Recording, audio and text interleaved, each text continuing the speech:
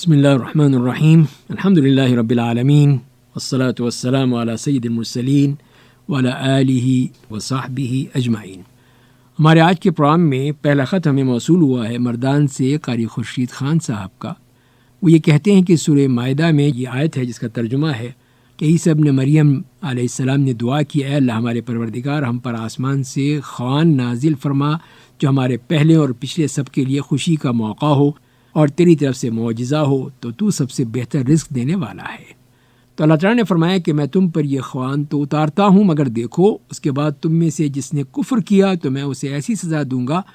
جیسی جہاں والوں میں سے کسی کو نہ دی ہو۔ آسمان سے مائدہ یعنی دسترخوان نازل کرنے کا ذکر کیا گیا ہے اس میں،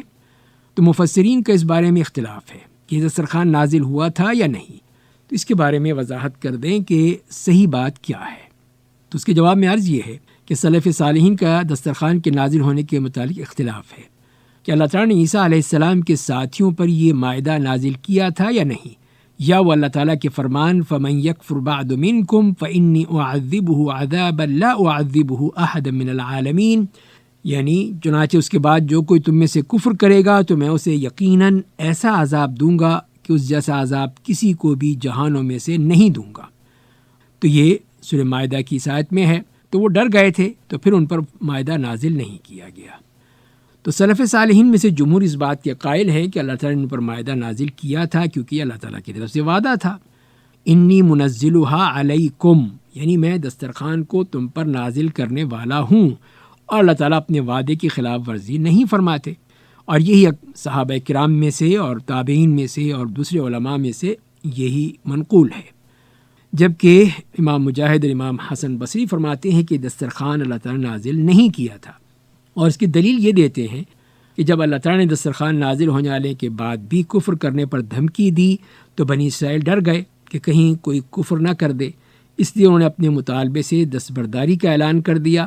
تو اس اعتبار سے تقدیری عبارت یوں ہوگی کہ میں تم پر اسے نازل کرنے والا ہوں اگر تم اس کا مطالبہ کرو گے، لیکن انہوں نے اپنے مطالبے سے دستبرداری کا اعلان کر دیا اور پھر مائدہ نازل نہیں کیا گیا۔ امام طبری بہت بڑے مفسر ہیں، وہ یہ کہتے ہیں کہ اس حوالے سے ہمارا صحیح موقف یہ ہے کہ اللہ نے عیسیٰ علیہ السلام کے ذریعے اللہ تعالیٰ سے مائدہ کا مطالبہ کرنے والوں پر مائدہ نازل کیا تھا، کیونکہ اللہ تعالیٰ اپنے وعدے کی خلاف ورزی نہیں فرماتے، نہ ہی اللہ تعالیٰ کی دی ہوئی خبر میں کوئی حقیقت کے منافی چیز ہوتی ہے۔ کیونکہ جب حواریوں نے عیسیٰ علیہ السلام کے ذریعے اللہ تعالیٰ سے دسترخوان نازل کرنے کا مطالبہ کیا تو اللہ تعالیٰ نے قرآن کریم میں عیسیٰ علیہ السلام کی دعا قبول کرتے ہوئے خبر دی، انی منزلھا علیکم، یعنی میں تمہارا دسترخوان تم پر نازل کرنے والا ہوں۔ اور یہ نہیں ہو سکتا کہ پہلے اللہ تعالیٰ دسترخوان کو نازل کرنے کا کہہ دیں اور پھر نازل نہ فرمائیں، کیونکہ یہ تو اللہ تعالیٰ نے اپنے بارے میں خبر دی ہے، اللہ تعالیٰ کی طرف سے خلاف واقعہ کوئی خبر نہیں ہوتی۔ اگر ایسا ممکن ہوتا تو پھر انی منزلھا علیکم، یقیناً میں دسترخوان کو تم پر نازل کرنے والا ہوں کہہ کر بھی اللہ تعالیٰ ان پر مائدہ نازل نہ فرماتا، اور یہ بھی ممکن ہوتا کہ اللہ تعالیٰ فمن یکفر بعد منکم فانی اعذبہ عذابا لا اعذبہ احدا من العالمین، چنانچہ اس کے بعد جو کوئی تم میں سے کفر کرے گا تو میں اسے یقیناً ایسا عذاب دوں گا کہ عذاب کسی کو بھی جہانوں میں سے نہیں دیا ہے، تو فرما کر بھی ان میں سے کفر کرنے والوں کو عذاب نہ دے۔ تو اللہ تعالیٰ کے وعدوں اور وعیدوں میں کوئی حقیقت نہیں رہ جاتی، تو اس بنا پر یہ درست نہیں ہے کہ اللہ تعالیٰ کی طرف سے ایسی چیز کی نسبت بھی کی جائے۔ تو ابن کثیر رحمہ اللہ جو بہت بڑے مفسر ہیں وہ بھی یہی کہتے ہیں کہ تمام آثار اس بات کی دلیل ہیں کہ عیسیٰ ابن مریم کی دعا کی قبولیت کے نتیجے میں مائدہ بنی اسرائیل پر اللہ تعالیٰ کی طرف سے نازل ہوا تھا۔ یہی چیز قرآن کریم کے سیاق و سباق سے ثابت ہوتی ہے، جیسے کہ اللہ تعالیٰ نے فرمایا کہ انی منزلھا علیکم، کہ میں دسترخوان کو تم پر نازل کرنے والا ہوں۔ کچھ کہنے والے یہ کہتے ہیں کہ دسترخوان نازل نہیں ہوا تھا۔ ان کا یہ موقف اس اعتبار سے مضبوط نظر آتا ہے کہ عیسائیوں کو اس دسترخوان کا علم نہیں ہے، نہ ہی ان کی کتاب میں اس کا تذکرہ ہے۔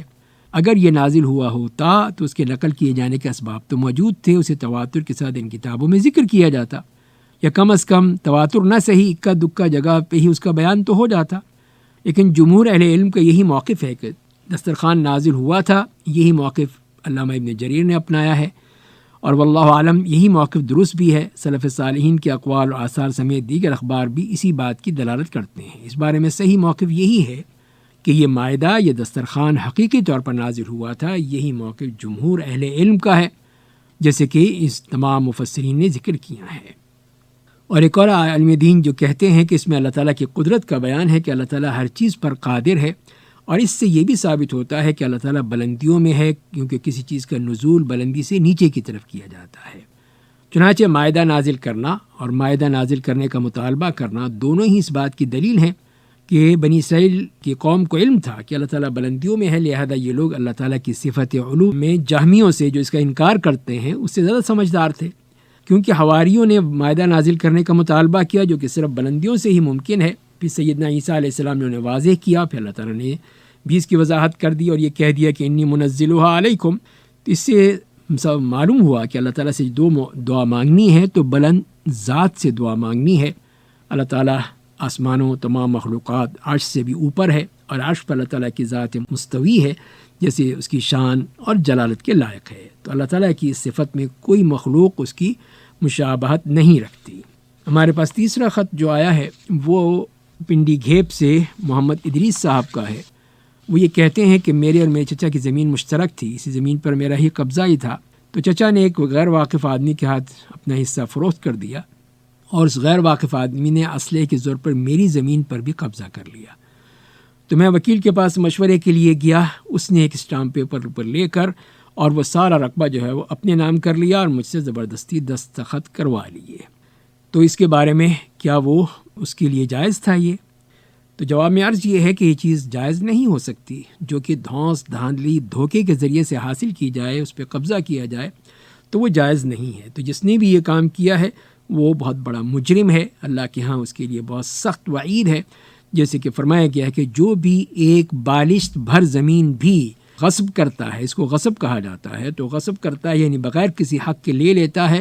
تو قیامت کے دن اس کے گلے میں ایک توق پہنایا جائے گا کہ جو 7 زمینوں سے وہ توق بنایا جائے گا، جو اس کے گلے میں ڈال دیا جائے گا، جو اس کے لیے اٹھانا آسان نہیں ہوگا۔ تو یہ ہے کہ جو بھی اس طرح کسی کو دھوکہ دے کے یا زبردستی کسی کی زمین پہ قبضہ کر لیتا ہے، اس کو لے لیتا ہے، وہ شخص بہت بڑا مجرم ہے۔ اس کو اس دنیا میں بھی اس کی سزا ملتی ہے، اور آخرت میں اس کی سزا تو بہت سخت ہے، جیسے کہ ابھی ہم نے بتایا آپ کو کہ یہ نبی کریم صلی اللہ علیہ وسلم کی حدیث سے ثابت ہوتا ہے کہ اس طرح یہ دھوکہ دینے والے چاہے کوئی بھی ہوں، وہ اللہ کے ہاں بہت بڑے مجرم ہیں، ان کو اس کی سخت سزا ملے گی۔ اللہ تعالی ہمیں اس قسم کی حرکتوں سے بچنے کی توفیق عطا فرمائے۔